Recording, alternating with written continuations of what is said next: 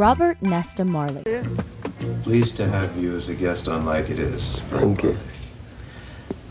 How did it all start? Had music always been a part of your life from when you were a little boy?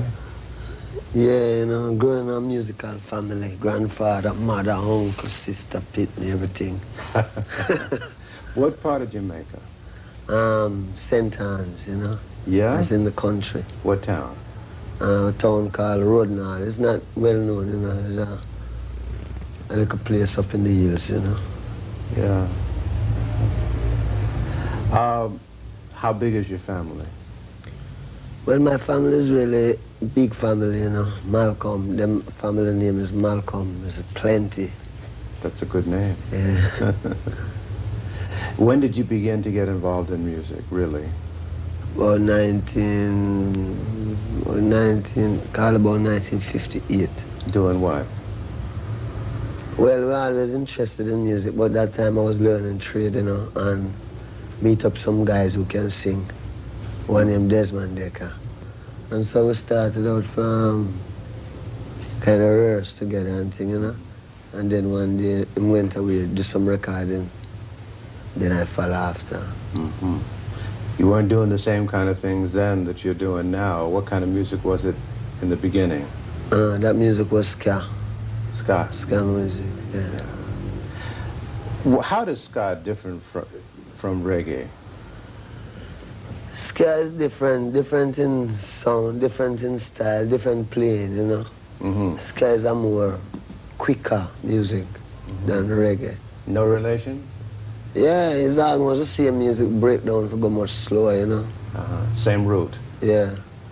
It's almost the same music, ska. But only say now, if it was playing at 33, it started playing at 7.5, you know. I hear Get it more. That's a good analogy. How does reggae and ska come out of calypso? Many people ask that. Yeah, huh? because the calypso was always there first. Right. You know? And then now, when the musicians in Jamaica started to play, although them can play calypso too, because they play a lot of calypso, but because the American influence music come past through down there, you know, them start to kind of get more to, them time used to have Fats Domino. Yes.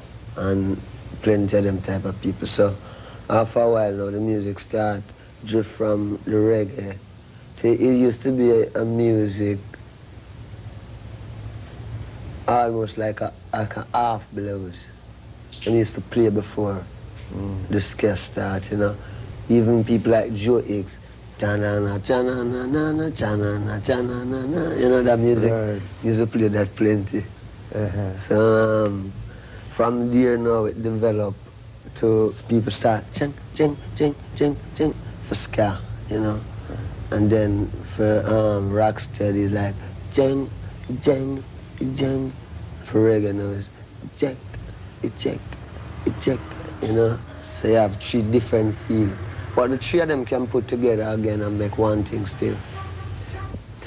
Now, calypso music, most of it dealt with family and folk stories and love and beautiful island in the sun, things like that. How did it move into what we're getting in the music now, where we have message? Because during that time of this calypso and thing, people never wasn't so conscious about Africa and where them roots come from. Since reggae come now, people get, I mean, not from a point of music, because music is always conscious. But since the reggae come now, the reggae start talk about Africa, blackness, you know, in a militant way. So that is how it kind of, that is how the lyrics differ from the Oh Island in the Sun. Well, who are some of your influences? Well, I think my biggest influence is Marcus Garvey, Haile Selassie. Sure. From what you heard coming up as a boy about Garvey, or what you've learned now that you're grown, or what? What we hear, what we read, you know, and what we know about it. Did you learn much about Garvey in school? In Jamaica? No. Yes, them don't teach. It's the education that we don't get in school, you know. We don't get that type of education that when we grow up we can know who we is. We get a more education that we might know who Christopher Columbus is, or who Marco Polo is, you know. But we never really know who Marcus Garvey is, who Haile Selassie is, or who any black man is. Were you born as a Rasta? Or how did that evolve? Well, where I figure now I was born, you know, and when born and growing, there was a certain amount of consciousness in myself that, you know, it was always a lonely world, not finding people who might think like me, you know. Yeah. Not to say that I think so different, but because this consciousness about God and the people I come from is more Christian, you know. We always try to do, like, try to stand up to the right. But we used to find out now that one church quarreling against the next church, and I figure I never want any of that, you know. I never want to really enter into the thing where this one I fight against that one and everybody talking about God still. So after going on and coming up, you know, the thing that was there get more stronger, come to Kingston, meet some more people, them people is Rasta. You talk to them and find out it's the same thing we have inside. It's the same thing. How old were you when this started to happen? This is about 17, 18, you know. I find out that the same thing where I deal with is the same thing where the Rasta man talk about. So that is how I could identify myself as a Rasta. By not changing, you know. Now, what happened when you went back home and told your family what you had found? Oh, I never have a home to go back to. No? No. Where we from, everybody gone, you know. Everybody gone. Everybody living in America, some living in Kingston, everybody gone. So, never really have a home, not that much, although we used to have a home before grandfather died, you know. But after grandfather died, everything gets crashed. So, so you came to Kingston, and that's where it began to happen. Yeah. Where did you live in Kingston? What part? East. I call it East Kingston. Out near the east. Yeah. And then we go up a place named Oxford Street, you know, down to Spanish Town Road, down to then up to Trenchtown. Yes. So for a long time, things were kind of lean. Well, yes, things was kind of lean as can. It leaves to what is your expectation anyhow, do, you know. To me, it was lean, but I could understand it because coming from a country where you learn to do things like you don't learn to depend on family and all of that, you know. You go out and you plant your own corn and you watch the corn grow. When corn grow, you pick your own corn, you know what I mean? Yes. All of them fruits on them tree, you can get them, you know. So it's a little different though in town. Yeah. You know, you got to do different things to eat, eh? Well, when you're in cities, a whole different ball game, you know. Right. People have to go to work, catch the bus. You know, the country, all day, you go for the donkey, and you ride the donkey to the farm, and you're cool, you know. Right. In the city, people also catch the bus, go to work, get off work, come back home, you know. So it was a different thing up there. I know a little bit about Jamaica, and I understand in Kingston, Trenchtown is a rough part of town. How did you survive? Well, while living in Trenchtown, you know, as a young man, surviving was easy. The only thing you'd have to really look out for was the police, you know. Because the police could just get you, frame you, you go to prison, and because you come from Trenchtown, you know, Trenchtown's, from them say, where you from? It's a Trenchtown, you're gone, you know. You get shipped out. You know, a lot of people are confused about what a Rasta really is and have a very negative image of the Rasta. Tell us what a Rasta is. See, Christ promised that he will return within 2,000 years, you know, and him said when him come, he will be the King of Kings, the Lord of Lords, the conquering Lion of Judah, through the lineage of King Solomon and King David. Now, my life have great meaning to me. So I really search to find out if God is here.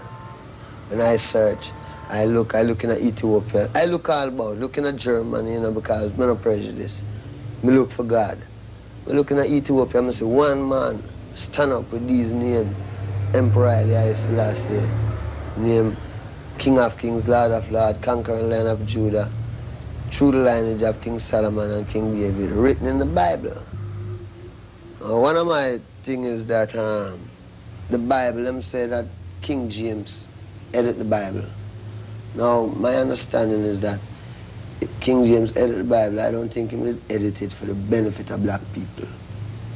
So when the revelation turned out that Haile Selassie is the King of Kings and the Lord of Lords, coming straight through the lineage of King Solomon and King David, then, you know, we really know that this is the Christ return. Because we know in this world, yeah, when the white man edit it, he wouldn't edit it in our behalf. You know, he would have more edited to make it look like England going to be the big thing. But in the last days, they'll prove out that is Ethiopia, Haile Selassie, you know, and Haile Selassie's name is Rasta. So we are called Rastas, you know, called by his name. And then it's a lot of things. We go as far as saying, him say when him return and you call upon him, now this is God, him say when him return and you call upon him, your mother and your father will forsake you. Now, we know that if you call upon the Catholics, them embrace you. You call upon the Church of God, them embrace you. Any religion you call upon, you might get embraced. The only religion them push you off from is Rasta. But that does make the truth more real, because them say, when you call upon my name, your mother and your father will forsake you. And that is why today you hear Rasta get so much bad name. It's not because Rasta do anything bad, but it's because how the prophecy go with it. When if your mother and your father will forsake you, just imagine people who don't even know you. You know what I mean? Well, in most religions, you go to church on Sunday, and you may go to a Bible class once or twice during the week, and that's it. Yeah. Is it pretty much basically the same in Rasta, or is it more involved? No, we say that the man is the church. The Bible is there. But what we find out now is that a lot of people read the Bible, but them don't understand the Bible, because the approach to the Bible is wrong. I mean, there's no way you can read a book. You just take up a book and just read it in the middle and figure you can find out what was happening from the beginning to the middle. The Bible is a whole book with a whole tradition in it. And from them read to Genesis to Revelation, the whole truth of the whole straight road with the overstanding is there. You know? So it's not necessarily then we just go church and do like the other Christian. We know that the man is a church. You know? Because you see, you just can't overthrow the truth. You know? We, our people, have our roots. When we search for it, we find it in a Rasta. Because we don't see, there's no other way. We don't see no other way. It's Rasta we find the roots, you know. How do you handle fame? I handle fame by not being famous. Come on, you know you're a famous man. No, I mean, you know, not to me. No? Not famous to me. Some people get drunk off of fame. See, I learned from we was coming in, from I just started music. You know, the people them want me. Them show me say, hey, this game is a game where if you don't mind sharp, you lose your consciousness. So the only way you can lose your consciousness is because if you figure say you're getting, some people say rare, your head might get swell. Right. And if your head swell, that's it. So you know, really don't keep my head in a bandage that it can't swell. True. How do you handle the women that come at you in droves? People have visions of women beating down the door to get at Bob Marley and grabbing clothes. Is it like that? No. No? No, woman easy, you know. Is it difficult, though, to keep your balance and not, you know, get to feeling that you're more important than you really are when so many people are after you all the time for different things? No, you see, I don't think, I never really check myself, you know, I know I am benefit to the people, you know. That's the only consciousness I have on myself, that I can be beneficial to a people, you know. And I don't know anything else. I don't know that. What do you think it is that has made Bob Marley such a big name? I think, you know, maybe it's just what Bob Marley stands for. What is that? The truth. And the determination to stay alive and survive. You know? You have a record out called Survival. Yeah. That was last year. Yeah. Did anything happen to you that caused you to write that? Well, 1976, I'm shoot off of me, right? Yes. And I figured that was survival, you know? Yeah. What happened when you were shot? You were in your home. Yeah. Was it in the morning or at night or what happened? Well, it was about, that's about 9 o'clock in the night. Yeah. What happened is that the night before, about 3 nights before that, I was living at a place called Bullby, you know? Mm. And I went home about 3 o'clock in the morning and get some sleep. And then I was in a lot of gunshot, you know? That was a dream. I was in a barrage, a gunshot, but when it's all over, you know, it's like I never really getting a shot. But I see my mother get shot. You know, the vision show my mother get shot in her head. And what happened is like the vision said, don't run. You know, it's like, you know, all of this gunshot is like something that the vision said, don't run, stand up. So when the gunshot started firing on Hope Road, the first thing come back to my mind was the vision. And all I could remember is that the vision said, don't run. And so me have to stand up, you know. And, you know, them fire until it was tired of fire, and then Chew is not really a lawful gun battle. Man start to run and it ease up, you know. Where were you hit? Eh? Where were you hit? Me? Yes, sir. Yeah. Went right through? Or just skinned No, it? I'm said lodge inside there. Yeah? Yeah. You never saw the gunman? Well, at that time, no. But you know who did it? You ever know them? Were they caught? No, but I don't court the police. Mm. It's just, you know, one thing. You have a record company now. Yeah. Why? Oh, you know, a long time we always have a record company. What we have now is a recording studio. When we go into the studio to work, it was a lot of hassle. I mean, we're Rasta, you know. Some people don't want a Rasta in them studio. No, if you stop all of this, you have to make one, because, you know what I mean, a man might say, no, you say Haile Selassie are God. Well, you know what I mean, go and build your own studio. You know what I mean? So, all right, Haile Selassie is God, and we're going to build a studio, you know. So, you know what I mean, and that's how it go. Them things come through sabotage and through pressure. If everything was nice, maybe we wouldn't have to build a studio. But, you know, it's just a tricky place. It's not everyone really have that humanitarian feeling. Some people just deal with, them don't even know what I'm dealing with. Mm. What's ahead for Bob Marley, do you know? Do you have an agenda or a master plan? Well, I feel ahead for I and I is the unity of Africa. And then when the unity of Africa comes, then people will really understand, say, you know, there was something in this thing. There is something in it. Do you think of yourself more as an African than a Jamaican? Yeah, because one of the main things is that we're Rasta. From you accept Rasta, you become an Ethiopian, which is Africa. Next thing again, the history of Jamaica shows that the Arawak Indian was living there, and it belonged to the Arawak Indian. Now, our history shows that through slave business, black people come out of the Western thing, you know? So we still figure, say, Africa is a root, you know, and this is where we must return to.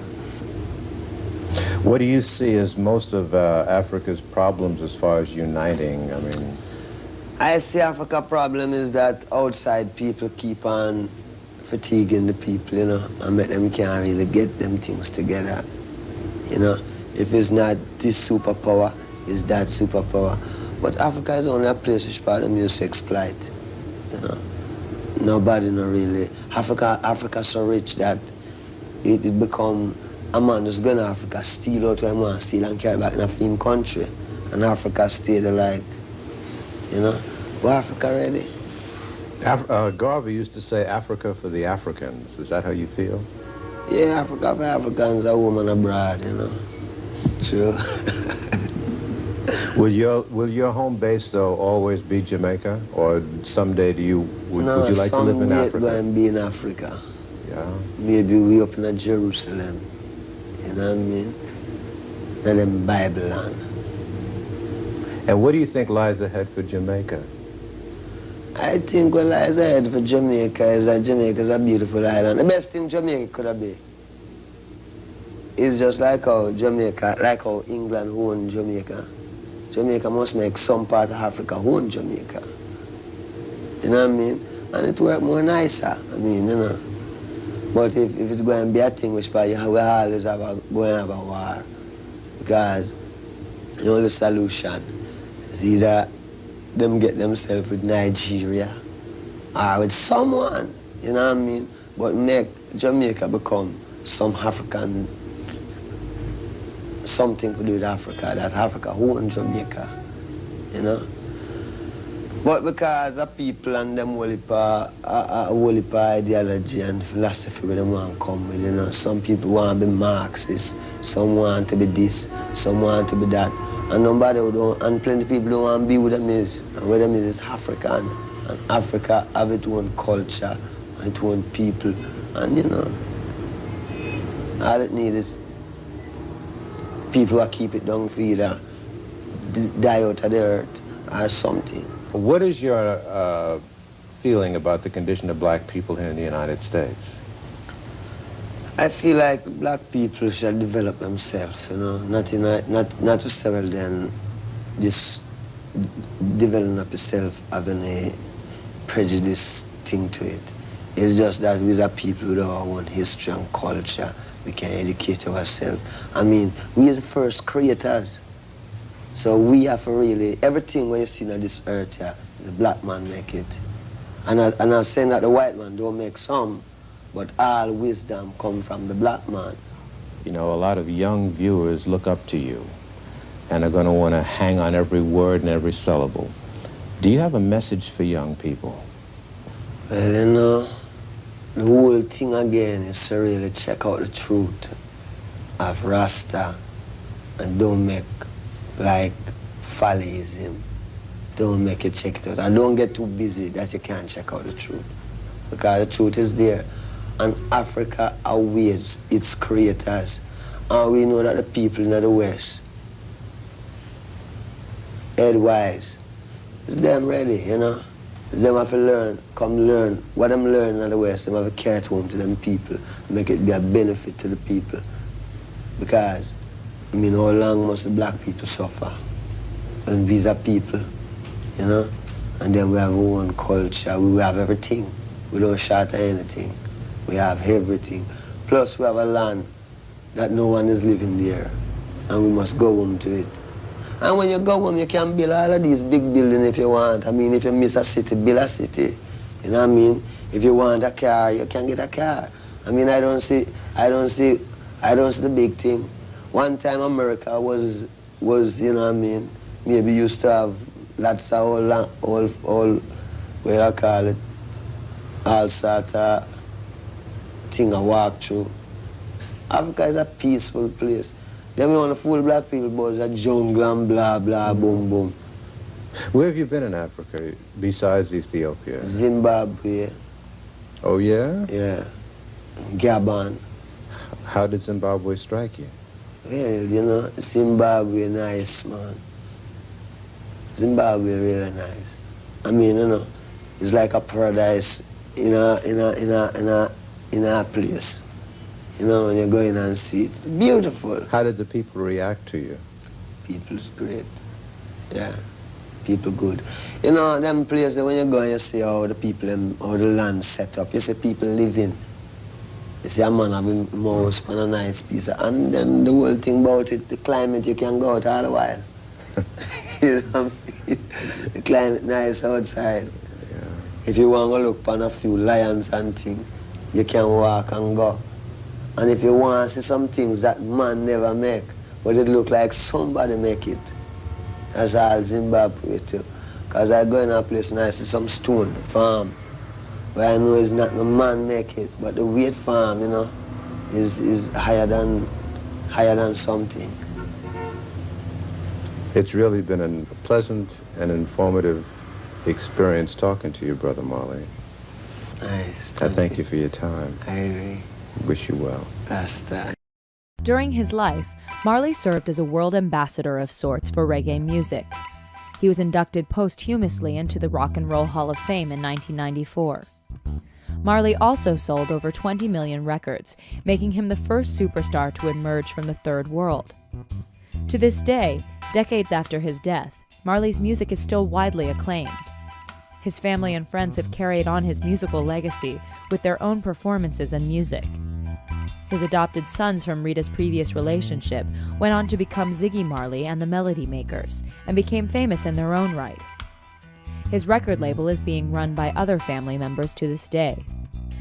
In addition, Marley's commitment to fight oppression is carried on through an organization that was created in his memory by his family.